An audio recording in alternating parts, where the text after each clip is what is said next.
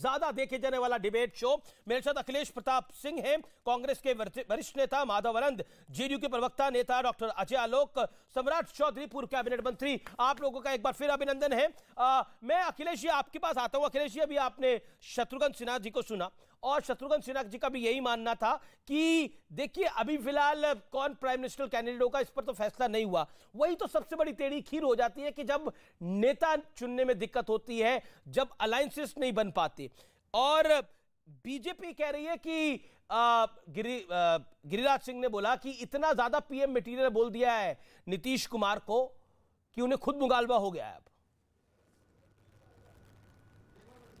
देखिए, मैंने कहा ना कि आदरणीय राहुल जी के साथ साथ इस देश के जितने भी गैर भाजपाई क्षेत्रीय दलों के नेता हैं वो आदरणीय मोदी जी से 100 गुना ज़्यादा काबिल हैं। वो सब मोदी जी से 100 गुना ज़्यादा पीएम मटीरियल हैं। अभी मोदी जी ने अपने भाषण में अपने स्तर का परिचय दिया है, हमें बताने की आवश्यकता नहीं है। और मोदी जी ही हैं तभी इस देश का नाश मुमकिन भी है। और जब मोदी जी की इस बीजेपी का पतन होगा उसके बाद ही इस देश का उदय भी होगा, ये भी जान, और ये जनता जान गई है और पॉलिटिशियन भी जान गए, इवन बीजेपी के भी लोग भी जान गए हैं। तो आप कह रहे हैं कि यही डुबोने के लिए अकेले काफी हैं। ठीक है, क्योंकि लेकिन मोदी तो कह रहे हैं कि आपका काला जादू चलेगा नहीं, जो 5 अगस्त को आपने करने की कोशिश करी काला जादू। वो तो उनका अपना लेवल है, उनका लेवल है, हम उस लेवल पे नहीं जा सकते। अगर इतने मोदी जी मुमकिन हैं तो चीन क्यों देश में घुसा आ रहा है, इकोनॉमी क्यों रसातल में चली जा रही है, क्यों रुपया गायब होता जा रहा है, क्यों महंगाई को नियंत्रित नहीं कर पा रहे हैं। मोदी जी बड़े ताकतवर हैं। नहीं, मोदी जी बड़े ताकतवर हैं। एक फ्रंट बता दीजिए मोदी जी जिसमें कामयाबी कर पा रहे हैं, देश के लोगों को राहत दिला पा रहे हो। अरे मोदी आपने बोला एक फ्रंट बता दीजिए, एक सेकंड, आपने बोला एक फ्रंट बता दीजिए आपकी जिसमें मोदी जी की काबिलियत दिख रही हो। देखिए, हमारी काबिलियत तो हमारी टीआरपी में दिखती है। अगर मैं नंबर 1 हूं, मेरी व्यूअरशिप अच्छी आ रही है तो जनता पसंद कर रही है। नेताओं की काबिलियत उनके वोट में दिखती है। अभी हाल ही में जो लास्ट इलेक्शन हुआ वो उत्तर प्रदेश का हुआ, उत्तर प्रदेश का हुआ, 5 राज्यों में चुनाव हुआ। उत्तर प्रदेश का नहीं, गोवा में भी हुआ, 5 राज्यों में चुनाव हुआ, आप पंजाब में भी चुनाव हुआ। आपकी कहां का सरकार बनी, कहां का सरकार बनी अखिलेश भाई? बता रहा हूं, पंजाब में कितनी सीटें आई आपकी? मध्य प्रदेश में क्या हुआ था, सीटें आई जहां से आप खुद आते हैं? सुन लीजिए, बीच बीच में बोलते रहते आप, सुनिए गौर से सुना करिए। मध्य प्रदेश में क्या हुआ था, कर्नाटक में क्या हुआ था, उत्तराखंड में क्या हुआ था, गोवा में क्या हुआ था, महाराष्ट्र में क्या हुआ, अरुणाचल में क्या हुआ, मेघालय में क्या हुआ, जीत के आए थे। महाराष्ट्र में क्या हुआ, कर्नाटक में क्या हुआ? बीच में मत बोला करिए भाई। आपने बोला महाराष्ट्र में क्या हुआ, कर्नाटक में क्या हुआ, बताइए। भाषण जारी रखिए अपना। हाँ, क्या हुआ? लूट के सरकार बनाए दोबारा आप। कांग्रेस जीती थी, मध्य प्रदेश में कांग्रेस जीती थी, महाराष्ट्र में आप गायब थे।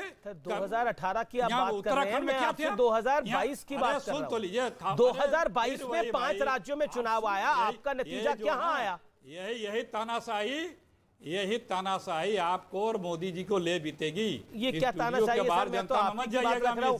20 मिनट विपक्ष का नेता ही अपनी बात रख के गया है। हीरो हैं, अच्छे दिन स्टूडियो में ही हैं। सुनिए, स्टूडियो में अच्छे दिन है, स्टूडियो जो में खूब इंडिया बहुत शाइनिंग है। पब्लिक में मत जाइएगा ना, आप जाइएगा ना बीजेपी वालों से बोलिएगा, क्योंकि वो 2 करोड़ हो जाएगा। मैं तो पब्लिक के बीच में रहता हूं। रोजगार, अभी महाकाल के दर्शन करने के लिए गया था, पब्लिक के बीच में ही था।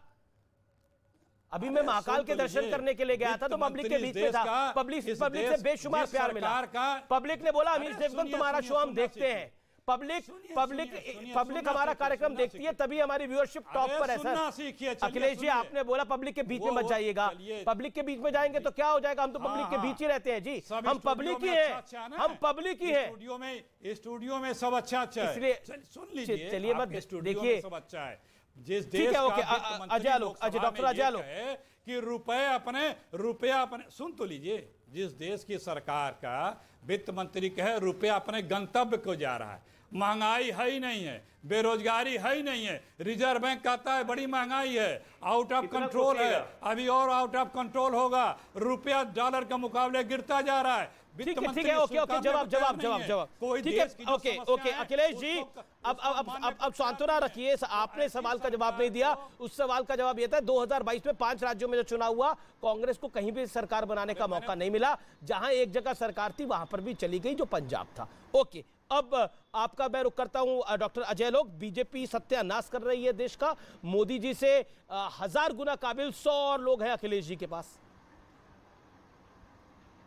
बीजेपी में भी हैं। देखिए, मैं आपको एक बात बताता हूं बिहार की कि आरजेडी और कांग्रेस, अरे एक मिनट में खत्म कर लूं, आरजेडी और जेडीयू मिलकर आराम से सरकार बना सकती थी, कांग्रेस की कोई जरूरत नहीं थी। और तेजस्वी इंटरेस्टेड भी नहीं थे कांग्रेस को लेने के, लेकिन नीतीश जी ने फिर बैलेंसिंग एक्ट करते हुए कि नहीं, कांग्रेस को लेना जरूरी है।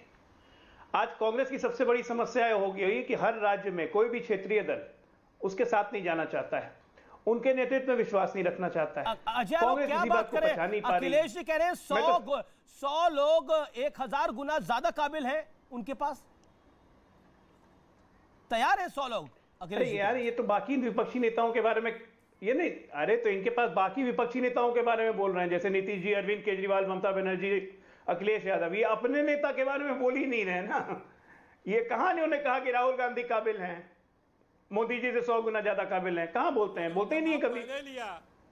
राहुल गांधी के अलावा सबकी तारीफ करते हैं। साथ साथ मैंने गिनाया, अरे सुना ही नहीं तो उनकी काबिलियत तो देश देख रहा है भाई 2004 से। उनकी काबिलियत इतनी है कि 18 राज्य में कांग्रेस घटते घटते 2 राज्य पे आ गई। सही बात है ना? हाँ, 2009 में 208 सीट से घट के 52 पे आ गई। काबिलियत है राहुल गांधी में, इसमें कोई शक नहीं है। नहीं, इसमें कोई शक नहीं है। अब दिक्कत यह है कि फलक्रम आपके कांग्रेस नहीं बन सकती है। आज थर्ड फ्रंट स्ट्रैटेजी बहुत क्लियर है कि कांग्रेस माइनस अगर थर्ड फ्रंट मिला के 150 से ऊपर सीट ले आती है अपने अपने राज्यों में, तो कांग्रेस मजबूर होगी समर्थन देने को कि प्रधानमंत्री बनाओ, बीजेपी हटाओ। यही आपकी स्ट्रैटेजी है, ये सब कोई जानता है। तो ऐसा है कि बीजेपी भी घास नहीं छील रही है ना, थोड़ा ग्राउंड पे मेहनत करने की जरूरत है। ओके, अखिलेश जी, मैं बोलूं? जी देखिए, बीजेपी का जो वर्तमान बीजेपी अटल जी के बाद की, उसका स्वभाव क्या है कि बस हमको सिर्फ रबर स्टैंप चाहिए, चाहे पार्टी के अंदर चाहे पार्टी के सहयोगियों के साथ। एक एक करके बीजेपी के सारे मजबूत अलायंस को बीजेपी समाप्त करने का प्रयास करती रही। वो लोग बीजेपी से अलग हो गए और मजबूती के साथ आज खड़े भी हैं। और यही कारण है कि बीजेपी की विश्वसनीयता इस देश में खत्म है। वो लोकतंत्र को खत्म करना चाहती है, जो उससे असहमत है उसे खत्म करना चाहती है, जो उससे मतभिन्न है उसे खत्म करना चाहती है, चाहे वो राजनीतिक दल हो, चाहे व्यक्ति हो, चाहे संस्थान हो, चाहे जो कुछ हो। और ये इस देश बर्दाश्त नहीं करेगा। ये लोकतांत्रिक देश है, इस देश में संविधान और लोकतंत्र दोनों जब तक मजबूती से नहीं रहेगा, देश आगे नहीं बढ़ सकता। बीजेपी समाप्त करना चाहती है अपने विरोधियों को। मोदी जी ओके, डॉक्टर अजय लोक, जवाब। मोदी जी के हुकूमत में जी सम्राट चौधरी भी। अरे मुझे ये बताइए अखिलेश जी की जो विश्वसनीयता, अरे एक मिनट अखिलेश जी सुनिए ना, जो विश्वसनीयता है, चर्चा सुनिए तो सही, जो अपना लगातार कैसे। डॉक्टर अजय लोक सुन लीजिए थोड़ी देर, 30 सेकंड। के पास सिर्फ एक टेलीविजन है, राहुल जी का पास जो, अरे चर्चा बोलने ही देंगे, जो विश्वसनीयता है, मोदी जी के पास सिर्फ एक टेलीविजन है। न विजन है, न ऑरा है, न विश्वसनीयता है। अच्छा ठीक है, नहीं है, इससे ज्यादा कुछ नहीं। न विजन है, न ऑरा है, न विश्वसनीयता है नरेंद्र मोदी की, जिनके 303 सीटें आई हैं और 52 सीट ने जीतने के बाद कांग्रेस को लगता है कि राहुल गांधी जी का ऑरा भी है। ठीक है, ये आपका पर्सपेक्टिव हो सकता है। ओके, डॉक्टर अजय लोक, ऑरा नहीं है नरेंद्र मोदी का। पुलवामा में आरडीएक्स कहां से आए थे? पुलवामा जांच का, अरे ऑरा इनके कहने से ऑरा नहीं ना होता है। अरे अखिलेश चाचा रुकिए, बोलने दीजिए। अखिलेश जी, होगी तो बहुत से पोल खुलेंगे, बोलने दो दीजिए, जांच हो जाएगी निष्पक्ष। अरे बोले नहीं देंगे, पता लगेगा। आपको बड़ा शक रहता है, आपको लगता है आतंकियों को क्लीन चिट दे दो, सरकार को फंसा दो।